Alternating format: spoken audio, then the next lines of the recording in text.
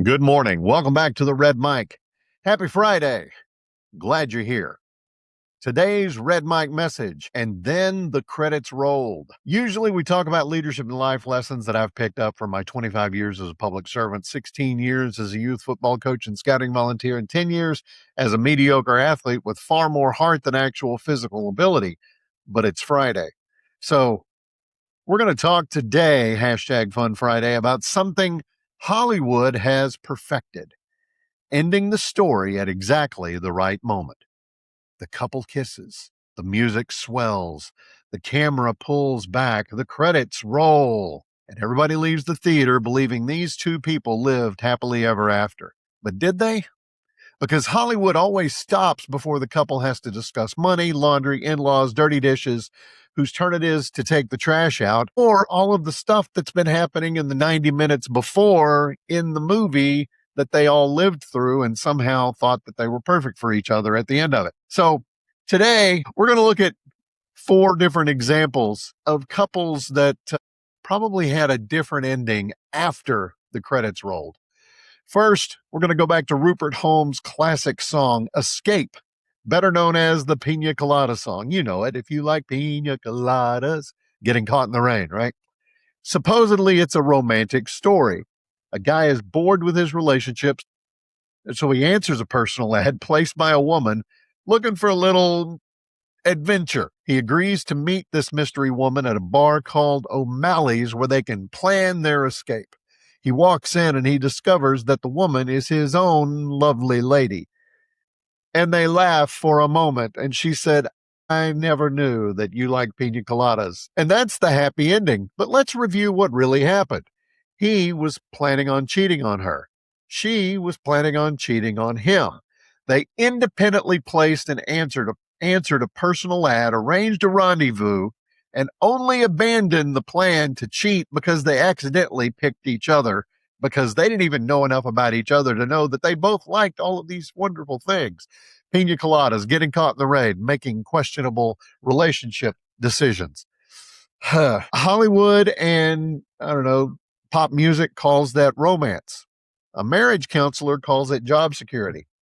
Next, we have the movie Sweet Home Alabama. Melanie has reinvented herself in New York City and became engaged to Andrew, a handsome, successful, and apparently decent guy whose mother happens to be the mayor. There's just one small complication. Melanie is still married to Jake back home in Alabama.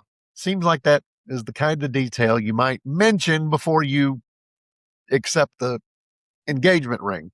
But Melanie returns home, reconnects with Jake, and eventually realizes that he is the man she really loves. And at the wedding, Andrew learns that Melanie never signed her divorce papers. Melanie leaves him at the altar with his blessing and reunites with Jake. The rain falls, they kiss, thunder, lightning, big glass sculptures made from the lightning.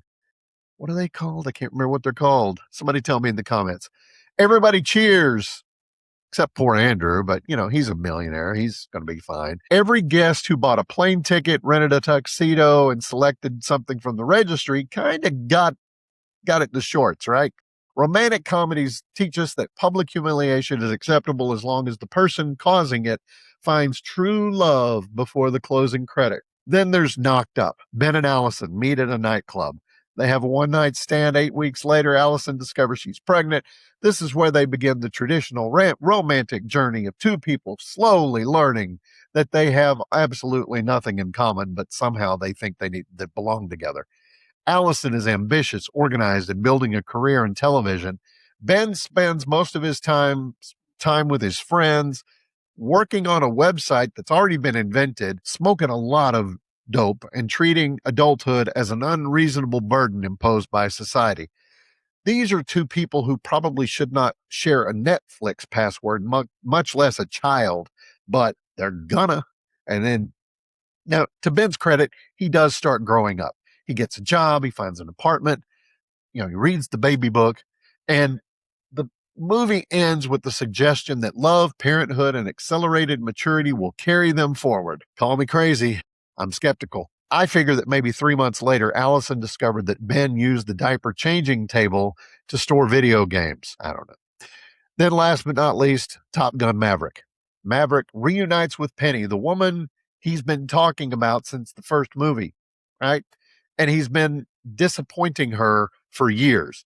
Penny is smart, independent, owns a bar and a sailboat, and she's a knockout, right? Maverick owns one leather jacket, the same leather jacket he's had since the 80s, a motorcycle, and a lot of guy stuff. And he has the remarkable ability to communicate almost entirely through meaningful stares. Maverick survives another impossible mission. He repairs his relationship with Rooster. Then Penny and Maverick climb into a vintage airplane and fly away together. It's a beautiful ending, right? Whatever. Sooner or later, Penny's going to notice that Maverick keeps disappearing without explanation, ignores direct orders, and has a troubling habit of flying aircraft that do not technically belong to him. At some point, she's going to ask, "Where were you?" And he's going to stare towards the horizon while dramatic music plays, whatever. That works in a movie. It is less effective in real life. So, a great romantic moment can begin a relationship. It can't sustain one. Eventually, the music stops, the rain clears, the airplane lands, and someone still has to empty the dishwasher and take out the trash. Real relationships require communication, patience, forgiveness, and the willingness to handle ordinary responsibility when nobody is watching and no soundtrack is playing. Hollywood calls it a happy ending because the credits roll before real life begins. So enjoy it, but it ain't real. That's today's Red Mike message. Hope you enjoyed it. I hope you have a good weekend. Go out there, have a great day on this Friday. Knock the cover off the ball. I'll see you again Monday. And until next time, don't forget, as always, life is short. Drink the bourbon.